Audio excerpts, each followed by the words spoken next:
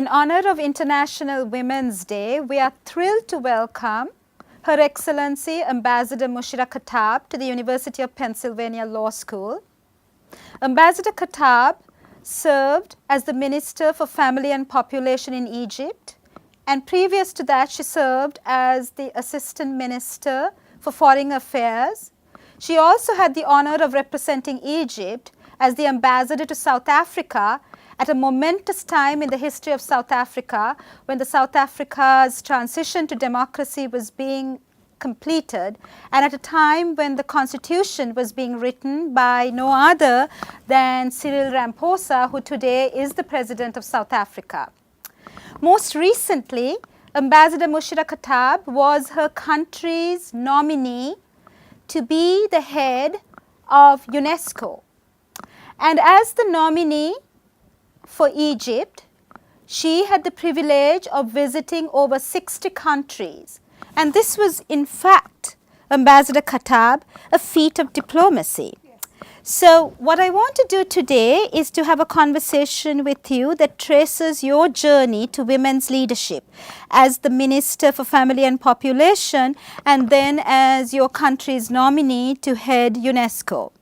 And what I saw in both your positions was an unparalleled leadership that you brought to bear. So I'm going to start by asking you to share with us a powerful narrative of your time as the Minister for Family and Population, when you did one of the most courageous feats in the history of the MENA region, where you had the imagination, the courage, and the commitment to draft the first ever anti-female genital mutilation law in Egypt, which then became a clarion call to action to other countries in the MENA region.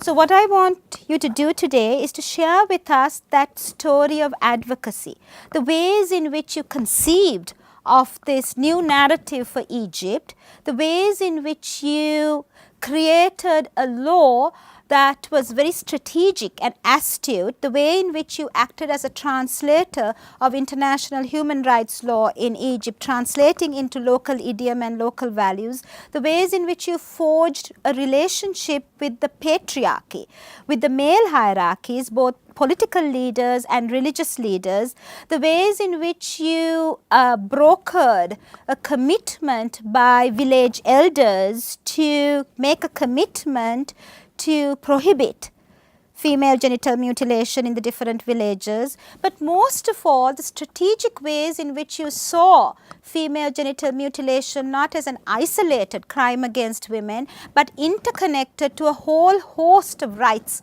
for girls and women, such as access to education and equal rights to marriage, the equal age for marriage for both girls and boys. So I want you to share with us that powerful story that led to one of the most powerful projects on law reform in Egypt and the MENA region.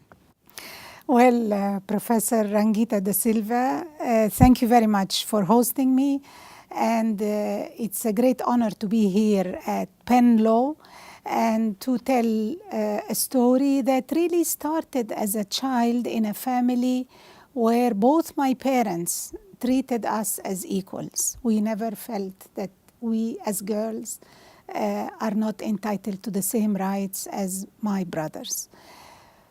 I continued my education through college, joined the Foreign Service, and you can say it was a normal course. And then at a certain point of time, when I moved into the field of development, I came to discover the great disparities and to see underprivileged and very vulnerable communities who do not have access to intrinsic basic human rights.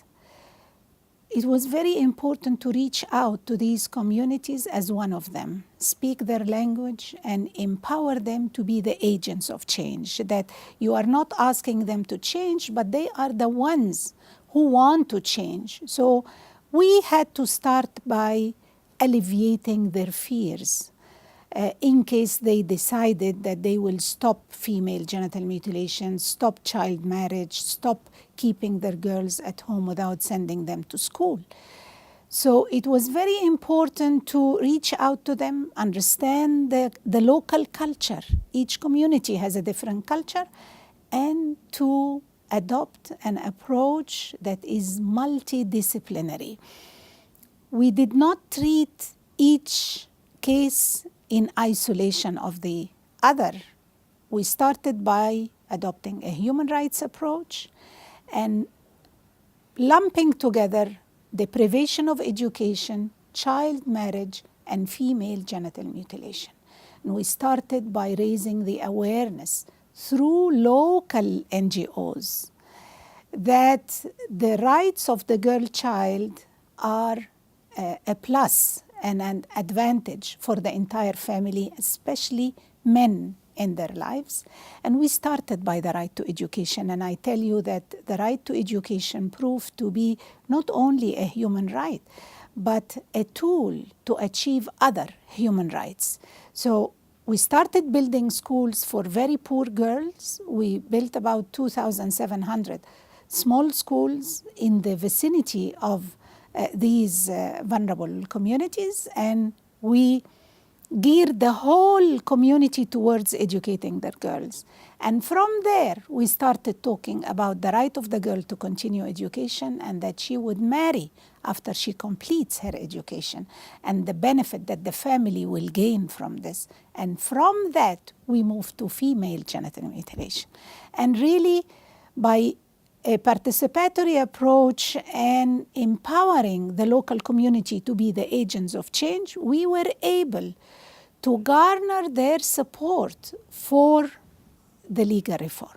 So the legal reform was a participatory approach, bottom up, moved by the local community, and this proved to be our security valve in the situation of turmoil that followed after the uprisings and revolutions in the Middle East, the Arab region, starting in Egypt in January 2011.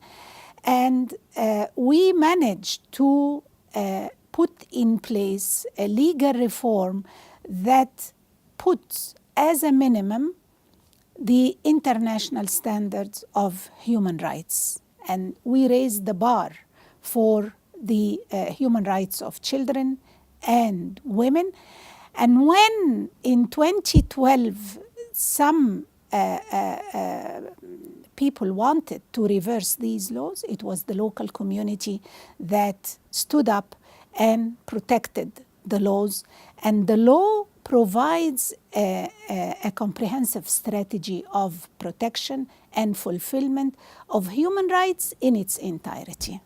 So another anniversary that we mark today is the 7th year anniversary after the Arab Revolution. Yes.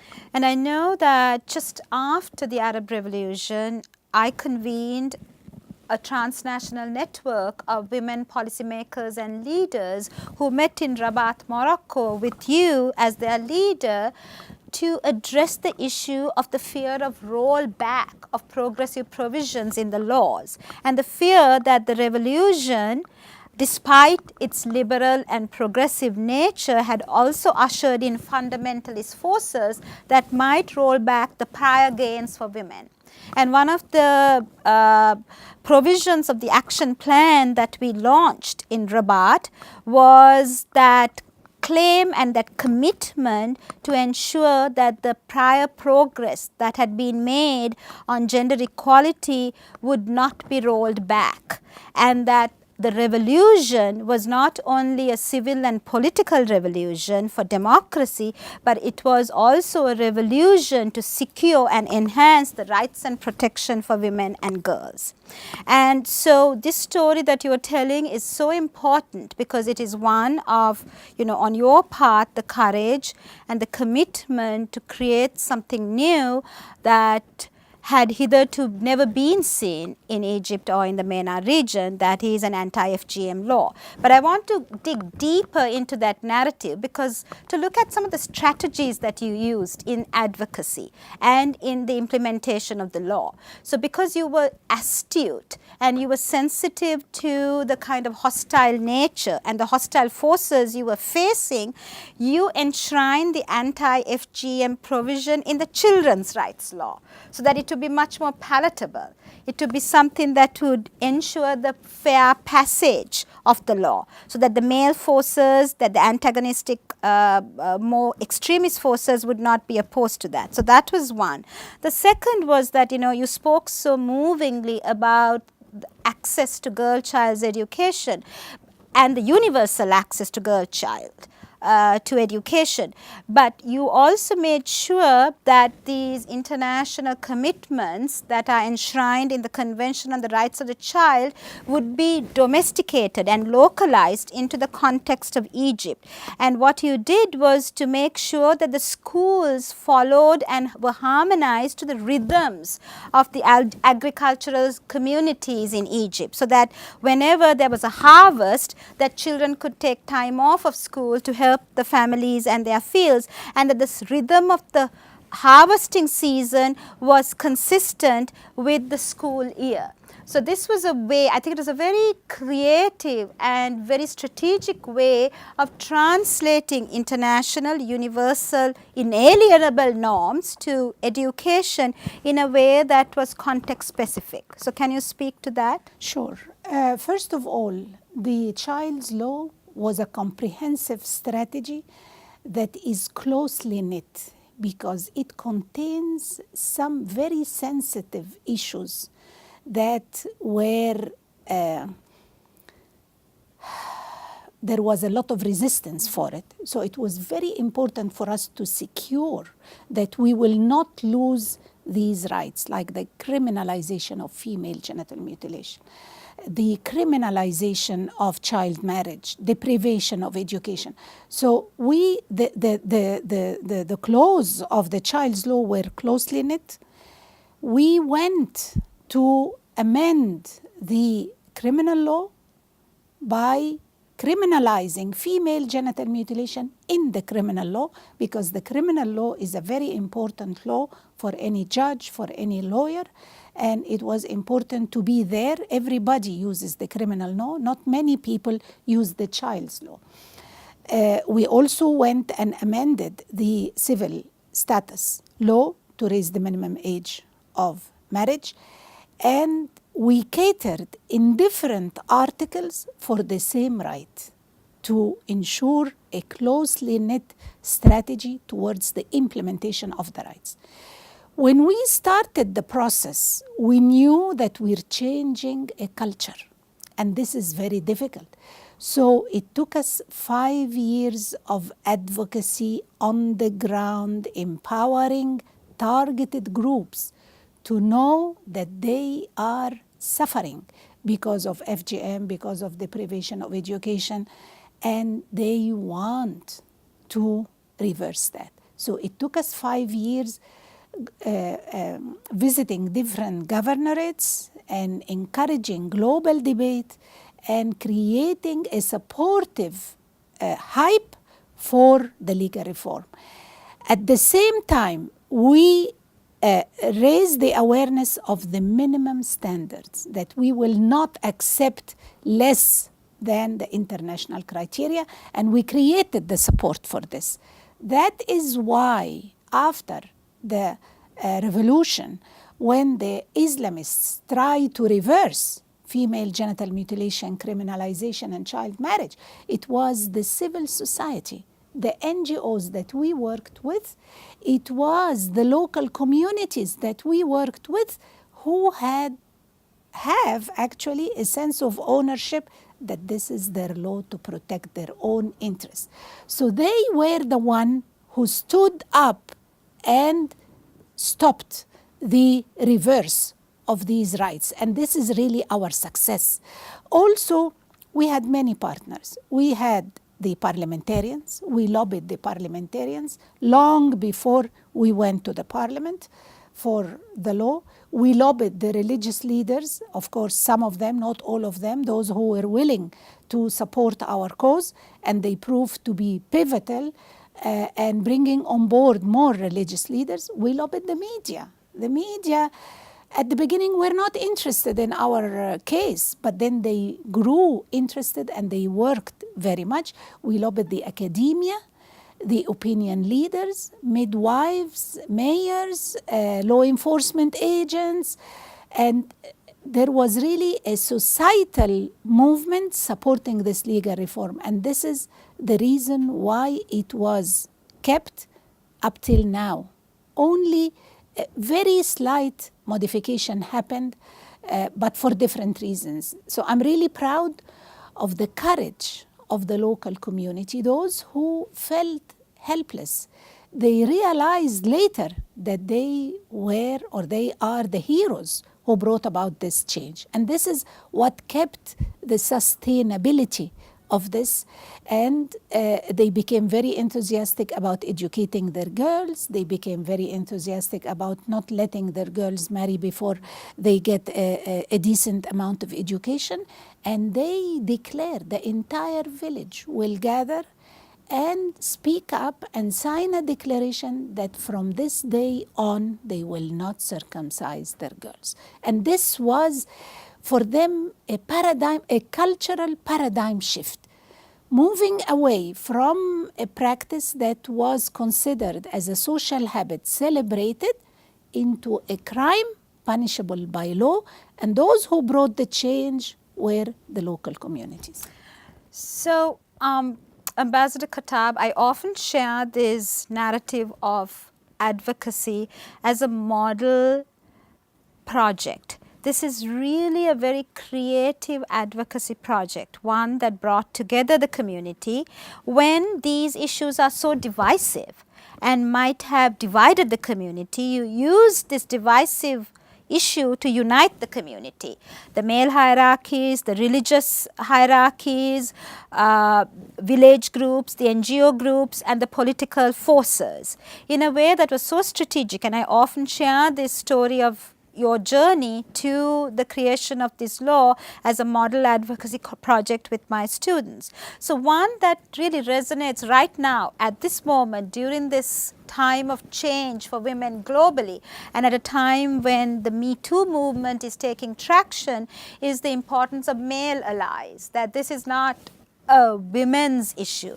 This is a national security issue, a human rights issue, and is very much something that needs the partnership of men, and the male alliances are very important. So much before this discourse on male alliances, grew powerful and popular, you, as a practical measure, you were working with male allies. So can you speak to that very quickly? Male alliance is crucial, and we managed to convince everybody that it's not a zero-sum game, that everybody stands to benefit when the girl or the woman enjoys her rights fully. And the village declaration, as an example against FGM, we heard testimonials by elder people, by young men who said, no, I don't want to marry circumcised girls. I encourage parents not to circumcise their girls because I heard elder people say how they suffer, elder men, how they suffered because of female genital mutilation. So it's not only a crime against the girl or the woman, but it is a crime against the husband, against the children. So when you build this consensus, societal consensus against these acts as crimes, you can go far places and you can maintain this success. So it actually united villages, it united the nation against FGM, against child marriage. And the number of violations that were reported by the civil society were a shining example of how the local community believed in these laws, and they were the gatekeepers. They're watching. I think it's a success story, and the success is after 7 years of difficult, transformation and transitions, we still have this law supported by so many people. And it has become a lightning rod for Exactly. other gender equality provisions and law Many reform. other laws followed suit what we have really done. So finally, Ambassador Khattab, I want you to speak of your most recent journey to leadership. You were the front runner to head UNESCO. And although you failed in that attempt, I think you made us all proud in the ways in which you led the process, the ways in which you brokered alliances with different segments of the global community, the ways in which you traveled to over 60 countries to meet heads of state and your peers in those countries in this diplomatic feat. And what you taught the world and you taught women was that the importance of negotiating, the importance of making these connections and building partnerships and building bridges, and to lose gracefully. But with the conviction that you had fought well and you had made your country proud in the ways in which you've strengthened diplomatic relationships. So can you speak a little bit about that process? First of all, it was a great honor to be chosen through a national participatory process in Egypt. Many entities in charge of the fields of UNESCO put criteria and put candidates, and I was the one chosen. The support of the President Abdel Fattah al-Sisi, the support of the Prime Minister who gave a speech to declare my candidacy. I still consider it the greatest award I got from a high official in Egypt. The Minister of Foreign Affairs and the entire Ministry of Foreign Affairs worked very hard. The youth who stood to support me, I had a huge youth movement supporting my nomination. And my biggest treat was the national support and recognition I got when I was nominated and when I did not get the job. I came back to be treated like a national hero, chosen the personality of the year. So this is for me very gratifying, regardless of whether I get the position or not. So I think this showed the world that Egypt is united behind one candidate, and that it shows that Egypt is deserving of this position, and that Egypt has chosen in a democratic manner a capable candidate, a woman. I consider myself mainstream, representing many million women in Egypt. The program I put for UNESCO was guided not only by the current problems facing the world, but by the culmination of my experience working on the ground with the most vulnerable groups. And that's why I put education very high on my agenda as a tool that will lead to the implementation of other cultural rights and protection of heritage and others. So the program I put was a culmination of my diplomatic and on-the-ground career, and also of the visits I made to many countries, and I listened to their concerns, and I try to present the concerns of the world, not the concerns of Egypt or the Arab or the African world. It was very stimulating to move from one country to the other and see the beauty of the cultural diversity of our universe, and how much we stand to gain by putting our hands together, learning from one another and reaching out to one another. And this will make the world a better place. Bringing peace through education, culture was I enjoyed the discussion with heads of states, ministers of foreign affairs, students at universities. I visited primary school children in Africa and the Caribbean. It was very stimulating.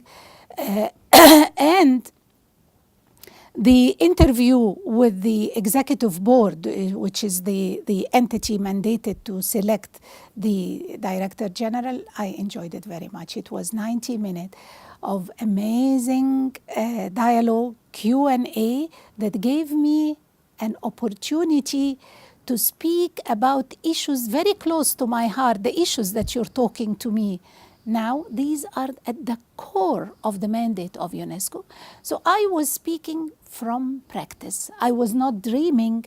I was not telling them I will do this and that, but I was saying I did this and I think we can replicate this. Africa is very strong in this. Latin America needs that. Asia, so on, Europe, so on and so forth. So it was very stimulating for me.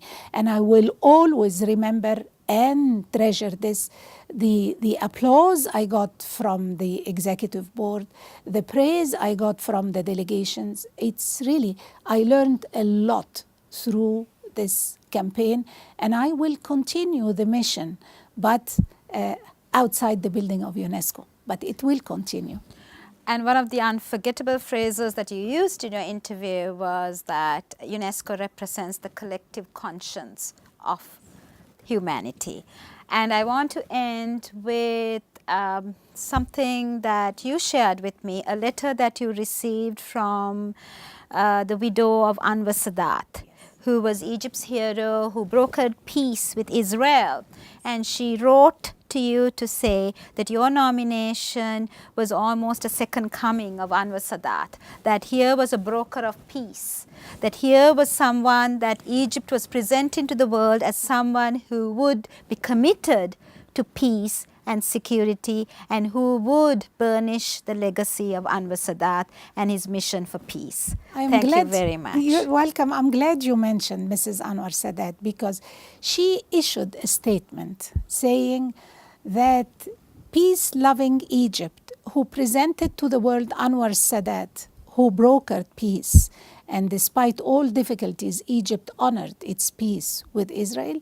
Egypt is presenting Moushira Khattab to bring peace through the minds of people, through education, culture. So I am very honored by her message. It's a great honor for me to, put me in one sentence with President Anwar Sadat. And this gives you an idea about the support I got from very precious people in Egypt, be it Mrs. Sadat, the President of Egypt, or very hopeful taxi driver or an elevator attendant who always, whenever they see me on the streets of Egypt, say, Inshallah, you will win, you will win. So I think I succeeded, even though I didn't get the position. And I wish the new Director General success in her mission, because right now the world needs UNESCO badly. If we are to put an end to extremism and terrorism, we can only do it through education, science, and culture. And Penn Law looks forward to watching the next phase of your journey. Inshallah. And we remain your fans and your admirers in this journey to leadership. Thank you. Thank you very much. Thank you.